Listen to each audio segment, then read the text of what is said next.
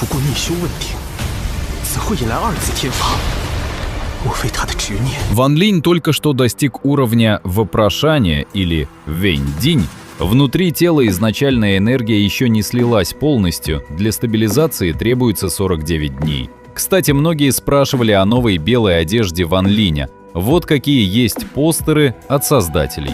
В тот самый момент, когда Ван Линь только что завершил свое 10-летнее затворничество и впервые прикоснулся к новой границе пути культивации, в далекой небесной демонической области на древнем поле боя произошли изменения, о которых он пока еще не мог знать. На последнем уровне черной пагоды, стоявшей посреди мертвых земель, в трещинах древних доспехов вспыхнули два слабых, но зловещих огонька. Сознание, заключенное в доспехах, ясно ощущало произошедший прорыв. Только что сформированный уровень Вэнь-Динь еще не был стабилен. Изначальная энергия в теле нового культиватора не успела слиться воедино, и для этого требовалось 49 дней. Этот промежуток был самым уязвимым. Ради него это существо ждало целых 10 лет. В это же время Ван Линь, сидевший в позе лотоса в пещере Бессмертного, наконец выдохнул мутный застоявшийся воздух и медленно поднялся. Он провел здесь 10 лет,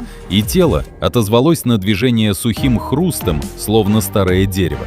Лишь спустя мгновение оно полностью восстановило подвижность. Он потянулся, но внезапно выражение его лица резко изменилось. Взгляд устремился в небо над обителью Бессмертного, где беззвучно и внезапно появился черный вихрь.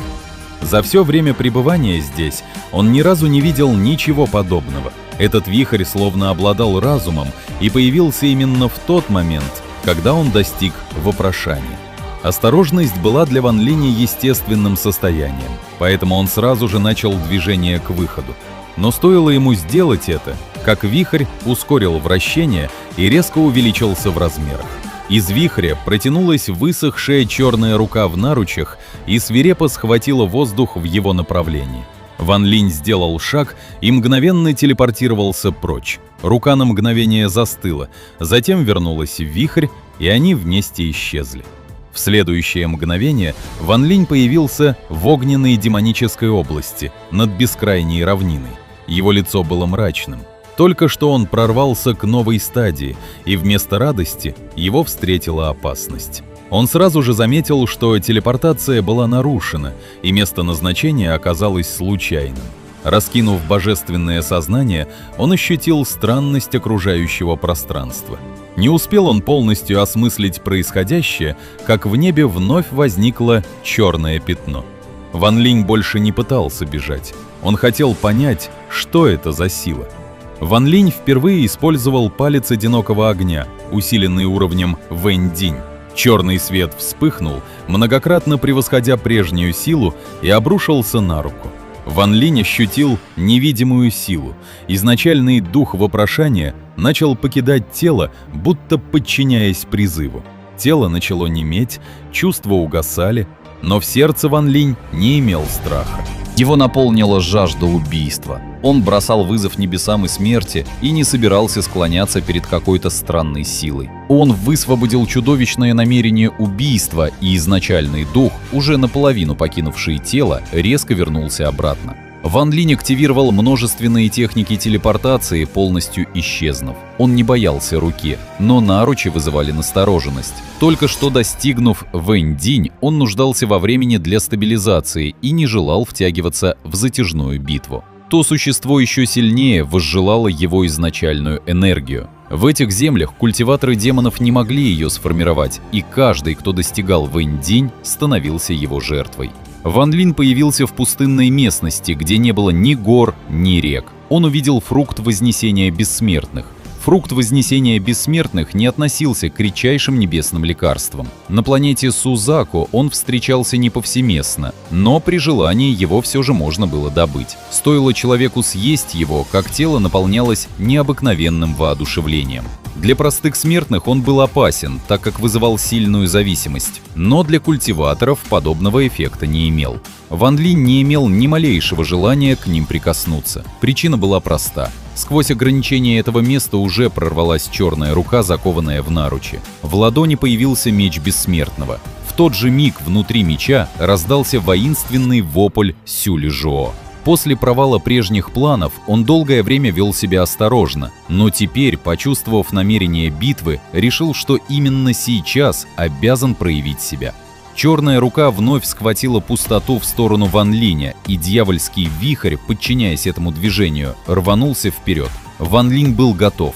Его глаза вспыхнули красным светом, и меч Бессмертного вырвался из ладони, превратившись в летящего дракона, несущегося вперед вместе с режущей ци меча. Под управлением Сюли Жоо меч-дракон смело ударил по руке. Та, казалось, не придала значения атаке и попыталась схватить меч. Но в момент соприкосновения раздалось громкое шипение, словно ледяная кость коснулась раскаленного металла. Когда дьявольская аура усилилась, он поднял указательный палец и спокойно произнес: «Палец дьявола». В этот раз он использовал не ци бессмертных, а демоническую силу, собранную за долгие годы странствий. С помощью уровня Вознесения он преобразовал силу неба и земли, собрав ее в одном пальце. Удар в высохшую руку. Раздался треск, и рука начала разрушаться. Ван Линь шагнул вперед, взмыл в небо и ударил заклинанием по доспеху. В ответ наручи вспыхнули дьявольским пламенем, из которого возникла черная рогатая тень.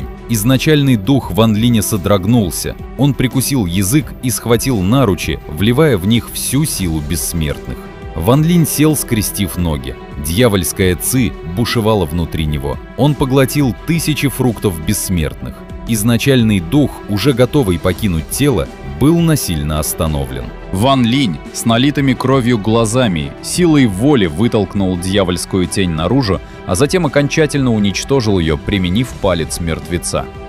Небо и земля утратили краски, круговорот жизни и смерти воплотился в одном пальце. Черная тень рассеялась без остатка. В пагоде на древнем поле боя раздался яростный рев. Когда все закончилось, Ван Линь запечатал наручи и убрал их в сумку. Его глаза все еще были красными. Сила фрукта Вознесения бессмертных не рассеялась полностью, и в его сердце бушевало неуправляемое намерение битвы. Меч Бессмертного вернулся в ладонь, а Сюли Жоо, ощущая состояние хозяина, не осмелился произнести ни слова. Ван Линь, не в силах сдерживать безумное намерение битвы, собрал сотни тысяч фруктов Вознесения бессмертных, пережил удары враждебного божественного сознания и, усилившись новой каплей их концентрированной силы и божественным нектаром, устремился к источнику врага.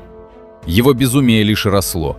Раны не ослабляли его, а наоборот подпитывали жажду убийства, а палец одинокого огня превращал все живое под ним в увядание, высасывая жизненную силу и восстанавливая его тело и изначальный дух. На пути он столкнулся с Цзы Шу из секты Меча Ло, который попытался воспользоваться его ранениями, но был мгновенно убит одним касанием. Следом Ван Линь устроил бойню среди 30 тысяч демонических солдат, поглощая их жизненную силу и превращая ее в восстановление собственного тела. Божественное сознание в черной пагоде, наблюдая это, впервые ощутило страх и сожаление, понимая, что разбудило по-настоящему безумного и неудержимого врага. Вот такая первая битва Ван Линя на новом уровне. Будет очень интересно. Большое спасибо за просмотр. Подписывайтесь на канал, ставьте лайк и всем пока.